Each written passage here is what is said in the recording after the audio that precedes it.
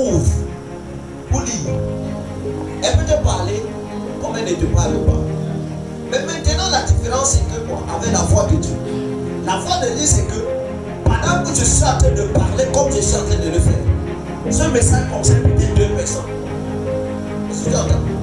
Donc la personne a une manière différente d'entendre comme toi tu entends. C'est-à-dire, elle va te dire le message que j'ai écouté aujourd'hui, c'est ce message m'appartient. Ce message parle de ma vie. Là, c'est la voix de Dieu qui est en train de te parler. Distinguer la voix de Dieu qui t'introduit dans ta saison.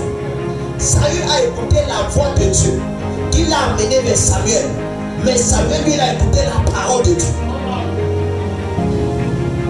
Et la parole lui a été adressée. Une personne de la maison d'Isaïe viendra vers toi. Tu viendras pour moi, car c'est lui que j'ai choisi. Ça, c'est la parole de Dieu. La parole de l'Éternel fut adressée. Mais maintenant, il y a une autre différence où la voix de Dieu retentit. Ça veut dire que Dieu ne parle plus, mais lui-même, il parle de manière ouverte et claire. Que tu ne peux même pas dire, ça ne vient pas de Dieu.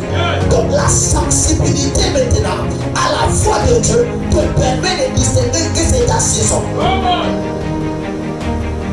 C'est toi vraiment. Cette sensibilité te permet de savoir que telle chose qui est en train de m'arriver est en train de m'annoncer une nouvelle saison.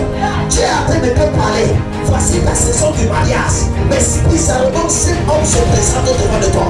Tu ne sais lequel choisir. Et puis Dieu te parle par son esprit.